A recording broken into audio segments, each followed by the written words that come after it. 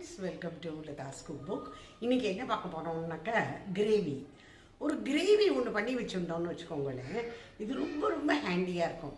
Working மதர்ஸாக இருக்கலாம், working விமனாக இருக்கலாம், ஏன் நம்ம ஹவுஸ் ஒய்ஃப்ஸ்க்கு கூட வேலை ரொம்ப சுலபத்தில் முடியறதுன்னு நல்லது தானே. கிச்சனில் உட்காந்து வெங்காயத்தை நறுக்கி, டொமேட்டோ நறுக்கி, காலை வேளையில் குழந்தைகளை ஸ்கூலுக்கு அனுப்பணும், ஹஸ்பண்ட்ஸ் ஆஃபீஸ்க்கு அனுப்பணும், இல்லை அவங்களே தயாராகி ஆஃபீஸ்க்கு போக வேண்டிய ஒரு நிலைமை, ஒரு சூழ்நிலை. அதில் இந்த மாதிரி ஒரு கிரேவி பண்ணி ஃப்ரீசரில் தள்ளிட்டோம்னு வச்சுக்கோங்களேன், மாதக்கணக்கில் ரொம்ப ரொம்ப நல்லா இருக்கும். இது வீணாகவே போகாது. இது அதாவது இதுக்கு இந்த மாதிரி கிரேவி பண்ணி ஒரு பர்டிகுலர் ஒரு ஃபுட் கிரேட் இது சொல்கிறாங்க, அதில் நம்ம ஸ்டோர் பண்ணி அதில் நம்ம ஃப்ரீஸ் பண்ணி வச்சுட்டோன்னா 90 days வரைக்கும் இதை யூஸ் பண்ணலாம் அப்படின்னு. அந்த மாதிரி எல்லாராலையும் வாங்க முடியலன்னா ஐஸ்டே நம்ம வீட்டில் இருக்குது, இல்லை ஜிப்பில் இந்த கிளாஸ் கண்டெய்னர் அதெல்லாம் போட்டால் 1 மாதம் கண்டிப்பாக யூஸ் பண்ணலாம் ஃப்ரீசரில் வச்சு. அதனால் அதை நம்ம ட்ரை பண்ணலாமே. இந்த கிரேவிக்கு வேணுங்கிறதெல்லாம் ரொம்ப ரொம்ப நம்ம எப்போவுமே யூஸ் பண்ணுறது தான். ஒன்று புதுசாக ஒன்றும் இதில் நான் காமிக்கலை. இந்த வெங்காயம், டொமேட்டோ, இஞ்சி, பூண்டு எல்லாத்தையும் வதக்கணும், அரைக்கணும். அதுக்கப்புறம் இன்னும் கொஞ்சம் மசாலா, இந்த ஸ்பைசஸ்லாம் போட்டு அதை நல்லா வதக்கிட்டு ஃப்ரீசரில் வைக்க போகணும். அவ்வளோதான். எப்போ நமக்கு வேணுமோ அப்போ நம்ம பன்னீர் ப்ரிப்பரேஷன்ஸும் பண்ணிக்கலாம், இல்லை வெஜிடபிள் மிக்ஸ்டு வெஜிடபிள் குருமாக்கும் பண்ணிக்கலாம், இல்லை ஆலு மட்டர், அதாவது உருளைக்கிழங்கு பட்டாணியும் போட்டு ரொட்டி சப்பாத்திக்கு வேணுங்கிற ஒரு கிரேவி சப்ஜியும் பண்ணிக்கலாம். இல்லை நிமிஷத்தில் தயாராகிடும். நீங்கள் இதை பண்ணி வச்சுக்கோங்க. அதுக்கப்புறமா நீங்களே சொல்லுவீங்க இது எவ்வளோ ஹேண்டியாக இருக்குங்க. வாங்க இது எப்படி பண்ணலாங்கிறத பார்க்கலாம். வாங்க. இப்போ இந்த கிரேவிக்கு என்ன வேணும் அப்படிங்கிறத பார்க்கலாம். நான் இங்கே ஒரு 4 பெரிய வெங்காயம் எடுத்து வச்சுருக்கேன். அதுக்கப்புறமா ஒரு 5-6 தக்காளி, டொமேட்டோஸ், கொஞ்சமாக பூண்டு, இஞ்சி. சில பேர் என்ன பண்ணுவாங்கன்னு, இந்த கிரேவிக்கு அரைக்கும் போது ப்ரிப்பேர் பண்ணும்போது இஞ்சி பூண்டு விழுது வச்சுட்டுருந்தா அதில் 2 டேபிள் ஸ்பூன் எடுத்து போட்டுக்கலாம். பட் நான் அதை யூஸ் பண்ணுறதுல என்ன, அதில் வினிகர் கண்டென்ட் இருக்கும். இதுன்னு உங்களுக்கு ஃப்ரெஷ்ஷாக இப்போ நம்ம வீட்டில் செய்யறது. ஸோ அதனால் இந்த பூண்டு, இஞ்சி, வெங்காயத்தை கட் பண்ணிக்க போகிறோம், டொமேட்டோவையும் கட் பண்ணிக்க போகிறோம், மாங்காவும் கட் பண்ணலாம். இது இஞ்சியை பாருங்க என்ன விசித்திரமாக இருக்குது. என்னமோ ஒரு மனுஷன் அப்படியே வந்து நிற்கிற மாதிரி இருப்பாங்க கையை நீட்டிண்டு. இந்த டொமேட்டோவை சின்ன சின்னதாக நம்ம கட் பண்ணிக்கணும்.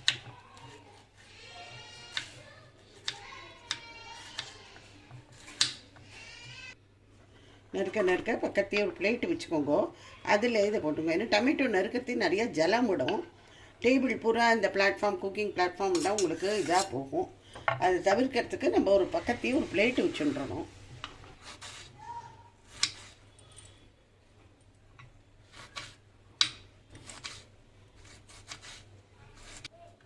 இப்போ நம்ம இஞ்சி பூண்டு கொஞ்சம் பெருசாகவே கட் பண்ணிக்கலாம். ஏன்னா இதை ஒரு வதக்கிட்டு நம்ம மிக்சியில் அரைக்க தான் போகிறோம்.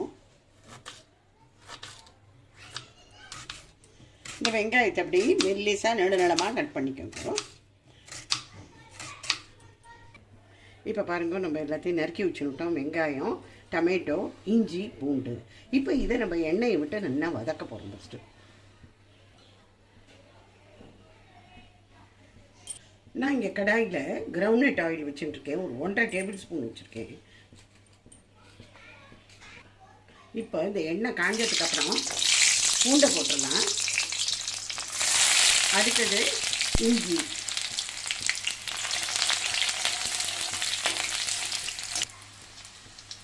இப்போ வெங்காயத்தை போட்டு போடலாம்.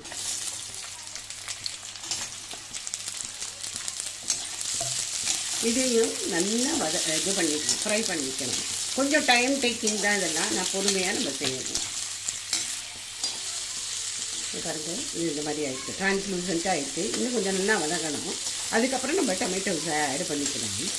இது வந்து பண்ணி வச்சுருந்தோன்னு வச்சுக்கோங்க, நம்மளுக்கு ரொம்ப ரொம்ப ஹேண்டி. கால வேளையில் அதுவும் குழந்தைகள் ஸ்கூலுக்கு போகணும், நீங்கள் அவரோட ஆஃபீஸ் போகிறவங்களா இருப்பீங்க. அப்போ ஹஸ்பண்ட்ஸ்க்கு வந்து ஆஃபீஸ் போகிறதுக்கு லஞ்ச் பாக்ஸ் கட்டணும். இதெல்லாம் ரொம்ப ரொம்ப சௌரியம். இந்த மாதிரி நம்ம பண்ணி வச்சுட்டோம்னா இன்றைக்கி ஒரு நாள் வேலை இருக்கா மாதிரி இருக்கும். ஆனால் நீங்கள் இது யூஸ் பண்ணி பாருங்க, அது எவ்வளோ யூஸ்ஃபுல்லாக உங்களுக்கு இருக்க, எவ்வளோ ஹேண்டியாக இருக்குன்னு பார்ப்பீங்க. இது இப்போ பாருங்கள் நல்லா வதங்கிருக்கு. இப்போ இந்த தக்காளியெல்லாம் நம்ம இதில் ஆட் பண்ணிக்கலாம்.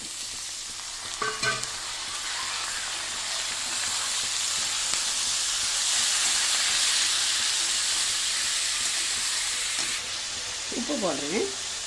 எப்படி நம்ம கிரேவிக்கு உப்பு போடுவோம் இல்லையா, அதனால் நீங்கள் அப்புறமா இதை வந்து எந்த வெஜிடபிளோட ஆட் பண்ணினாலும் அப்போ பார்த்துக்கோங்க. இல்லை கிரேவியில் நம்ம உப்பு ஆட் பண்ணிட்டோம். மஞ்சப்பொடி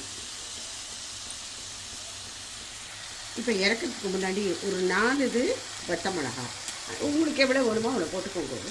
நான் வந்து 4 நம்ம இந்த காரம் குண்டூர் காரம் சொல்கிறோமே அதை போட்டுருக்கேன். 2 வெடகை போட்டுருக்கேன். கொஞ்சம் கலர் கிடைக்கும், கிரேவி நல்ல கலராக வரணுன்னா இந்த வெடகை மிர்ச்சி இருக்கு இல்லையா, அதை போட்டுக்கணும். இப்போ இதை நல்லா வதக்கிட்டோம். இப்போ நல்லா இதை வந்து ஆற வச்சிடணும். ஆற வச்சுட்டு மிக்சியில் நல்லா அரைச்சுன்றணும் மையாட்டமாக. இப்போ ஊறுகாய்க்கெல்லாம் அரைக்கணும்ல, அது மாதிரி ஜலமெல்லாம் விட்டுறாதீங்கோ. ஜலம் விட்டால் இது நிற்கவே நிற்காது, அப்புறம் வீணாக போயிடும் உடனே. அதனால் இதை ஆற விட்டுட்டு அரைச்சி அப்புறமா உங்களுக்கு காமிச்சிடும். இப்போ நல்லா அரைச்சிட்டோம் பார்த்தையில். இதை இப்போ இனிமேல் வதக்கணும். திருப்பியும் இடிப்பச்சட்டியில் போட்டு நல்லா வதக்கிடும். இப்போ நம்ம அரைச்சின்னு வந்துட்டோம் இல்லையா, இங்கே கடாயில் திருப்பியும் 1 டேபிள் ஸ்பூன் எண்ணெய் வச்சுருக்கேன். இதில் வந்து பட்டை, சினமன் ஸ்டிக், அது வந்து கொஞ்சம் பே லீஃப், தேஜ்பத்தா, இது வந்து படி இலாய்ச்சி, இந்த பெரிய ஏலக்காய் சொல்கிறோம்ல, ஒரு பிளாக் காடமும் அது போட்டுக்கணும். 4 கிராம்பு, க்ளோவ்ஸ், ஒரே ஒரு ஏலக்காய். இதை அப்படியே இடித்து விட்டுட்டு இந்த தோலியோடையே போட்டுருக்கேன், நல்ல வாசனையாக இருக்கும்.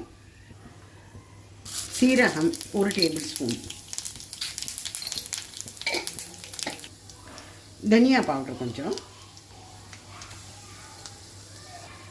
கொஞ்சமாக சில்லி பவுடர் உங்களுக்கு வேணும்னா இப்போ போட்டுக்கலாம். இப்போ அரைச்ச விழுத இதில் போட்டுக்கணும். இதை இப்போ நல்லா வதக்கணும், ஃப்ரை பண்ணணும்.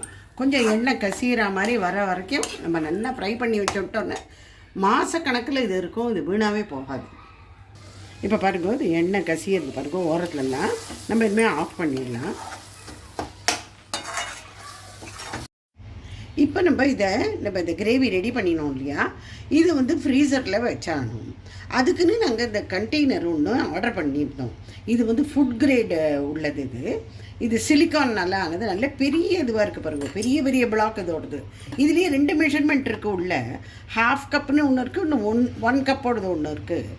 ஆனாக்கி என்னென்னக்க நான் அதை கரெக்டாக செட் பண்ணுறதே தான் பார்த்தேன்.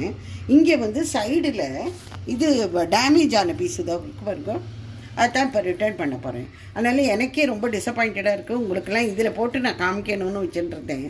இதோட விலை வந்து கிட்டத்தட்ட 1500 ரூபா விலை. சரி, விலையானாலும் பரவாயில்ல, இது மாதக்கணக்காக நிறைய பேர் சொல்கிறாங்க இது 3 மந்த்ஸு கூட கிடையாது.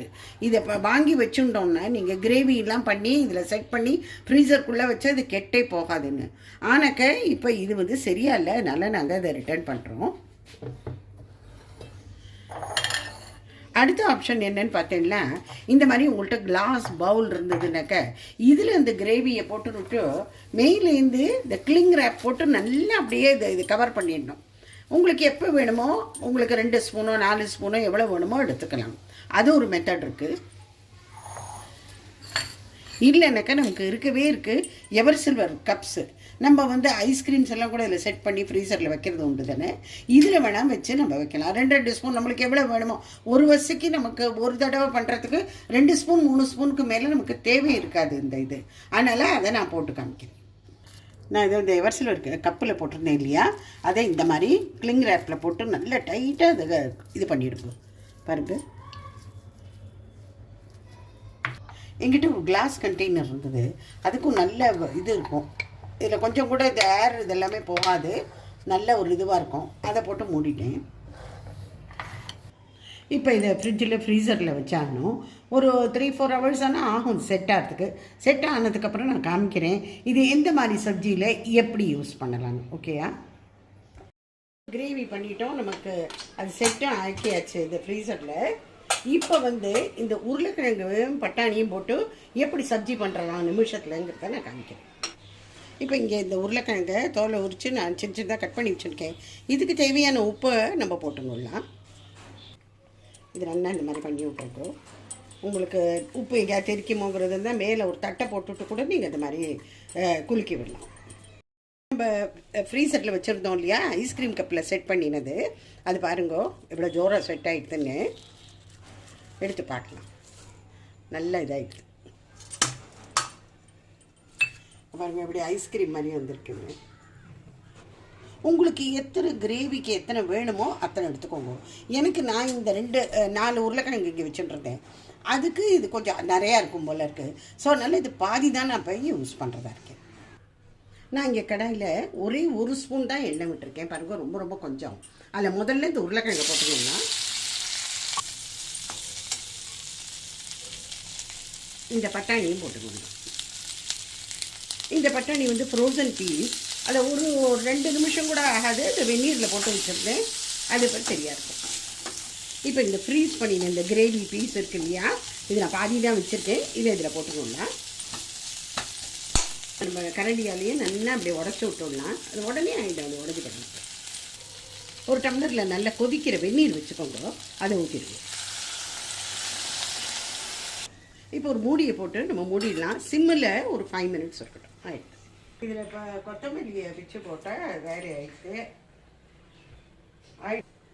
ஆயிடுது வேலை. இதில் இந்த கொத்தமல்லியை பிச்சு போட்டோம்னாக்கா ஆயிடுது. 2 மினிட்ஸ் தான் ஆகும் உங்களுக்கு. இந்த கிரேவியை ரெடி பண்ணி நெல்லில் வச்சுக்கோங்க. வேலையே கிடையாது. இப்போ நம்ம கறந்து பார்க்கலாம். பாருங்கள், 2 மினிட்ஸில் நல்ல ஒரு ஃப்ளேவர்ஃபுல்லான ஒரு ஆலு மட்டர் சப்ஜி ரெடி ஆகிடும். இது வந்து கொத்தமல்லி தூவி இறக்கி விட்டால் ஆகிடுது. நீங்கள் டப்பாவில் கட்டுறதா இருந்தாலும் கட்டலாம். இல்லை ரொம்ப டயர்டாக இருக்குது, நம்ம இன்றைக்கி டிவி ப்ரோக்ராம் பார்க்கணும், இல்லை யாராவது கெஸ்ட்டு யாராவது வீட்டுக்கு வரா, முன்னாடியே சமைச்சு வச்சுவிட்டோன்னா அவளோட உட்காந்து ரிலாக்ஸ்டாக பேசிகிட்டு இருக்கலாம். எல்லா பர்பஸுக்குமே சொல்கிறேன். பர்பஸ் என்ன வேணாலும் இருக்கலாம். ஆனால் இந்த மாதிரி நீங்கள் கிரேவி பண்ணி வச்சுன்னா உங்களுக்கு ரொம்ப ரொம்ப யூஸ்ஃபுல். இதே கிரேவியை வச்சுட்டு ஒரு பன்னீர் ப்ரிப்பரேஷன் எப்படி பண்ணுறதுங்கிறத பார்க்கலாம். நான் இங்கே உங்களுக்கு காமிக்கணுங்கிறதுக்காக ரொம்ப ரொம்ப கொஞ்சம் தான் எடுத்து வச்சுட்டுருக்கேன். இது பாருங்க, இதுவும் அதே மாதிரி தான். 1 டீஸ்பூன் தான் இங்கே ஆயில் வச்சுட்டுருக்கேன். மேலே வைக்கல. ரொம்ப ரொம்ப கொஞ்சம் தான் சால்ட்டு போடணும். ஏன்னா கிரேவியில் நம்ம ஏற்கனவே போட்டிருக்கோம். கொஞ்சம் அப்படி போட்டுக்கலாம். இந்த கிரேவியே இதில் போட்டுடலாம். இதுலேயும் கொஞ்சமாக நம்ம ஜலம் ஊற்றிக்கலாம். ஒரு 1/2 கப்பு ஜலம் ஊற்றிக்கலாம்.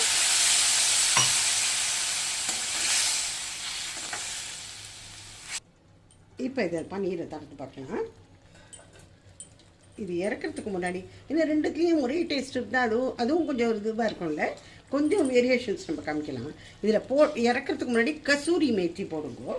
இந்த கசூரி மேத்தி போட்டால் டேஸ்ட் ரொம்ப பிரமாதமாக இருக்கும். அந்த ஆலு சப்ஜிக்கும் போடலாம். அது இறக்கிறதுக்கு முன்னாடி ஒரு 1/2 ஸ்பூன் போல் க்ரீம். இது வீட்லேயே எடுத்த க்ரீம் தான். நம்ம பாலாடை இருக்கு இல்லையா, பாலில் படிஞ்சிருக்கிற ஏடு தான். இது ஒன்றும் கடையில் வந்து வாங்கினதில்லை. அதை போட்டு நீங்கள் குழந்தைங்களுக்கெல்லாம் கொடுத்தேன்னு வச்சுக்கோங்க. டிஃபன் பாக்ஸ் கட்டிடல. இது ரொம்ப ரொம்ப வித்தியாசமான ஒரு டேஸ்ட்டில் இருக்கும். அந்த பன்னீர் வந்து வேறு நெக்ஸ்ட் லெவல் டேஸ்ட்டுக்கு போயிடும் அது. ஸோ இந்த உருளைக்கிழங்கு பட்டாணி கறி ஆலு மட்டர் கி சப்ஜி அதுவும் ரெடி ஆகிடுது. இது பன்னீர் பாருங்கள். நீங்கள் இப்போ இந்த டிஃபன் பாக்ஸுக்கு கட்டலாம். நீங்கள் ஜீரா ரைஸோடு வைக்கலாம், இல்லை ரொட்டி பூரி பராட்டா அதோடையும் பண்ணலாம். இல்லை நீங்கள் ஸ்கூலுக்கு தான் அனுப்பணுங்கிறதுல நான் ஏற்கனவே சொன்ன மாதிரி நம்ம வீட்டிலேயே நம்ம இதெல்லாம் பண்ணி வச்சுட்டோம்னு வச்சுக்கோங்க, ரிலாக்ஸ்டாக இருக்கலாம். இதெல்லாம் இப்போ ஒரு 5 மினிட்ஸ்க்குள்ளே நம்ம 2 வித அட்டகாசமான கறி நம்ம ரெடி பண்ணிட்டோம். அட்டகாசமான கிரேவி சப்ஜி. அதனால் இந்த மாதிரி நீங்களும் பண்ணி வச்சுக்கோங்க. ரொம்ப ரொம்ப யூஸ்ஃபுல் இது. ஸோ நீங்கள் இல்லாமல் இந்த கிரேவி அவசியம் பண்ணி வச்சுக்கோங்க. எதில் வேணாலும் நம்ம யூஸ் பண்ணிக்கலாம். வெஜிடபிள்ஸ், பன்னீர், எந்த மாதிரி வெஜிடபிளாக இருந்தாலும் மிக்ஸ்டு வெஜிடபிள் குருமா பண்ணினேன்னா அதில் இந்த கிரேவியில் கொஞ்சம் 2 ஸ்பூன் எடுத்து போட்டுருக்கோம். நான் வந்து அந்த இதுக்கு ஆர்டர் பண்ணினது தான். அதில் எனக்கு காமிக்க முடியல, கொஞ்சம் வருத்தமாக தான் இருக்குது. அது நான் ரிட்டர்ன் போட்டுவிட்டேன். எனக்கு அது வந்து டேமேஜ்டு பீஸ் வந்துருக்குது. ஸோ நீங்கள் எல்லோரும் பண்ணி பார்த்துட்டு எனக்கு சொல்லுங்கள் எப்படி இருந்ததுன்னு. ஓகேயா? Bye friends.